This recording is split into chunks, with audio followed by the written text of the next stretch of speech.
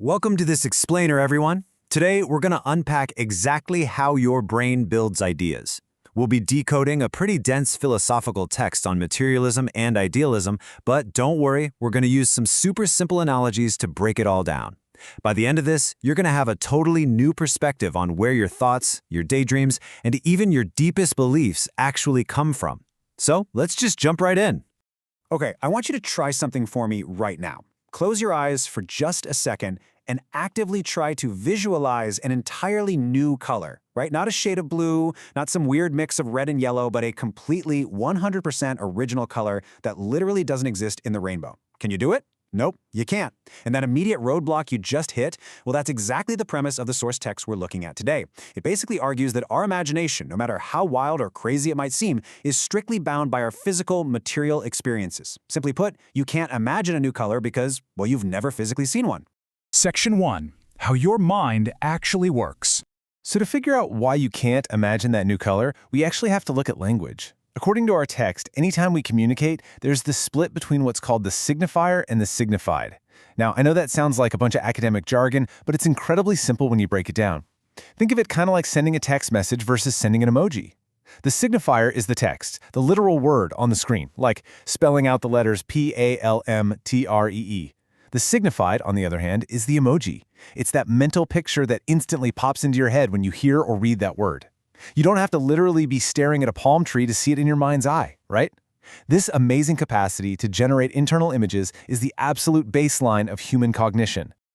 The famous poet and philosopher S.T. Coleridge actually had a specific name for this baseline. He called it primary imagination. It's essentially your brain's mental replay feature. Basically, if you've seen it, touched it, tasted it, or heard it, your brain has recorded it and can totally play it back for you on demand. But notice the golden rule here. It only works for things your senses have already encountered out in the real world. Moving right along to Section 2, the Lego bricks of thought.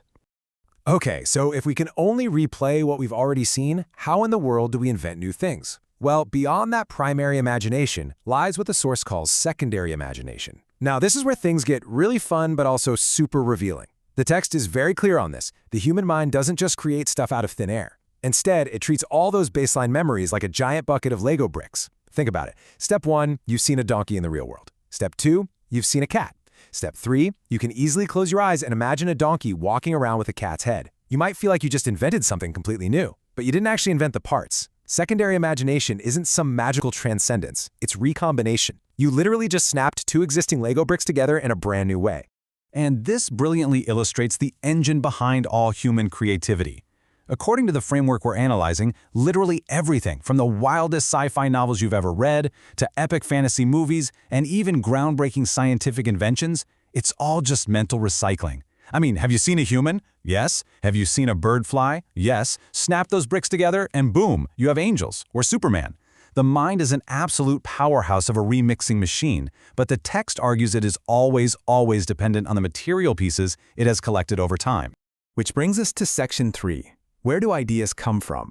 If everything is just a remix of physical experiences, where do the raw materials for our ideas actually originate?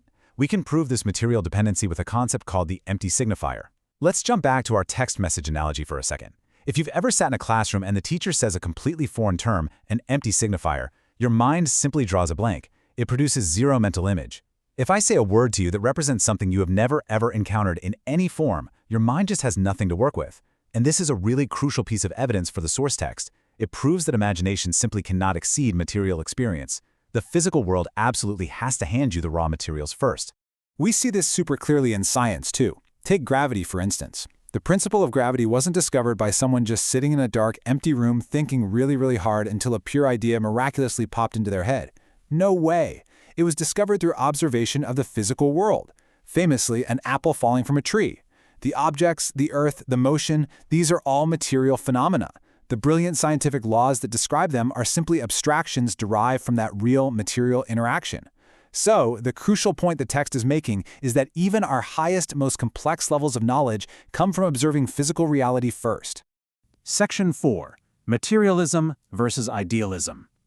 All right, now we're ready to frame this whole discussion as a massive philosophical showdown between two completely opposite ways of viewing reality. We're looking at idealism versus materialism. Now, the text we're covering definitely takes a firm stance, but let's break down both sides neutrally. Idealism argues that ideas, the mind, or consciousness are primary. It suggests that truth can be accessed through pure thought, completely detached from the physical world. Think of it kind of like believing a blueprint magically builds a house all by itself. Materialism, on the other hand, which is what our source argues for, states that material reality is primary. You absolutely need the physical bricks, the wood, and the dirt before you can ever dream up the blueprint. Ideas emerge from physical encounters, not the other way around. But hold on, what about those really massive abstract ideas? Idealists would say concepts like infinity or a higher power definitely come from pure thought.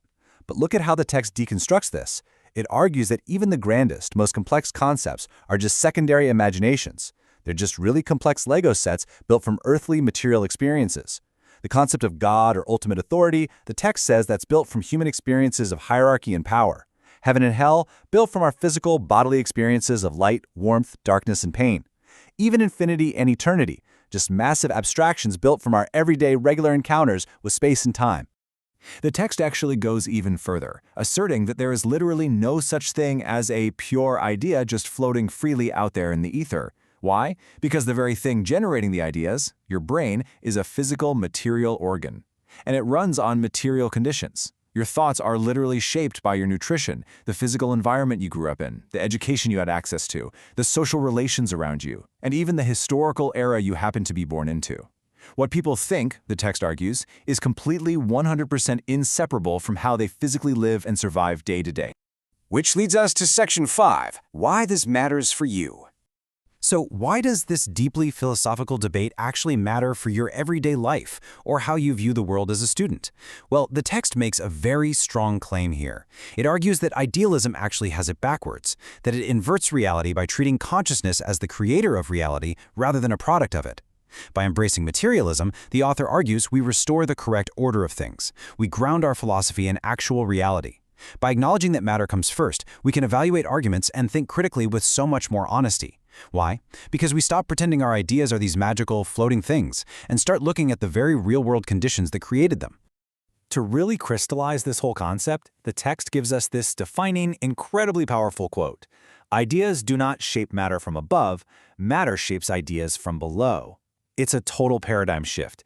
It means your creativity, your ethics, your sense of rebellion, they aren't mystical forces. They're simply your brain's brilliant recombinatory response to the physical world you've had to navigate.